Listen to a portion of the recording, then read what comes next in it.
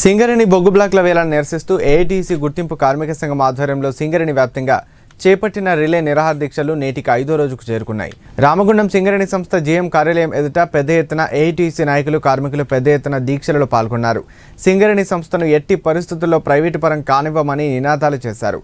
కేంద్ర ప్రభుత్వ మోదీ విధానాలను తిప్పికొట్టేందుకు కార్మికులు సిద్ధం కావాలని నాయకులు పిలుపునిచ్చారు. ఈ సందర్భంగా ఏఐటీసీ నాయకులు మడ్డి ఎల్లాగౌడ్ మాట్లాడుతూ గత 5 రోజుల నుంచి సింగరేణి వ్యాప్తంగా విభిన్న రకాలుగా ఆందోళన కార్యక్రమాలు చేపట్టామన్నారు. అయినప్పటికీ కేంద్ర ప్రభుత్వం స్పందించకపోవడం, సింగరేణి బొగ్గు గనులను వేలానికి సిద్ధమవడం సరైన విధానం కాదన్నారు. ప్రధానంగా కేంద్ర మంత్రి కిషన్ రెడ్డి చేతుల మీదుగా ఇలాంటి వేలాన్ని నిర్వహించడం సరైన విధానం కాదన్నారు. సింగరేణిలో పోరాటాలు చేసి హక్కులను సాధించుకున్నామన్నారు. సింగరేణిని ఎట్టి పరిస్థితుల్లో ప్రైవేటు పరం కానివ్వమని తేల్చి చెప్పారు.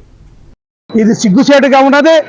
మన తెలంగాణ బిడ్డ అయిన మన ఎంపీ సికింద్రాబాద్ కిషన్ రెడ్డి చేతుల మీదుగా వేలం వేయడం ఇంకా శోచనీయమని చెప్పి సందర్భంగా తెలియజేస్తున్నాం. ఎందుకంటే సింగరేణి త్యాగాలతో కూడుకున్నది, పోరాటాలతో సాధించుకున్నది. ఇవాళ తెలంగాణ బొగ్గు సింగరేణి హక్కుగా ఇవాళ నరేంద్ర మోడీ ఏదైతే ఈ పదం గుర్తుంచుకోవాలి. ఏంటంటే ఇవాళ కొంతమందికి కేంద్ర ప్రభుత్వం గుత్త పెత్తందారులకు, ఆదాని అమ్మానులకు ఇలా లాభాల వాటలో నడుస్తున్నటువంటి సమస్యను ఇలా నిర్వీర్యం చేయడానికి, ధ్వంసం చేయడానికి ఏదైతే కేంద్ర ప్రభుత్వం పూనుకున్నదో మేము ఒకటే చెప్తున్నాం. సింగరేణిని ఎట్టి కోశాల్లో సింగరేణిని వేలం వేయనీయం, వేసినా దాన్ని సాగనీయం. సింగరేణి కార్మికులు మరో పోరాటానికి సిద్ధమై ఇవాళ ఒక్క సింగరేణి కూడా ఒక్క బ్లాకును కూడా వేలం వేయకుండా అడ్డుకుంటాం.